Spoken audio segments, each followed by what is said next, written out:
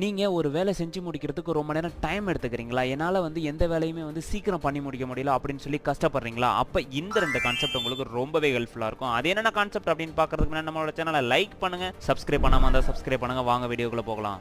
First பார்த்தீங்கன்னா, limit task to the important to shorten work time. இப்போ அன்றைய நாள்ல நமக்கு எது ரொம்ப இம்பார்ட்டன்டான ஒர்க் அப்படிங்கிறத நம்ம வந்து லிஸ்ட் அவுட் பண்ணிட்டு, அதை வந்து நம்ம ஃபோக்கஸ் பண்ணி பண்ணோம் அப்படின்னா, ஒரு ஷார்ட்டான ஒரு கொஞ்ச நேரத்திலே நீங்க பண்ணி முடிச்சிடலாம். ஏன் அப்படின்னா, நீங்க வந்து ஒரு விஷயத்த ஃபோக்கஸ்டா பண்ணும்போது, எவ்வளோ டைம்ல நீங்க பண்றீங்க அப்படிங்கிறதே தெரியாம ரொம்ப ஸ்பீடா பண்ணிடுவீங்க. அடுத்ததா பார்த்தீங்கன்னா, shorten work time to limit task to the important.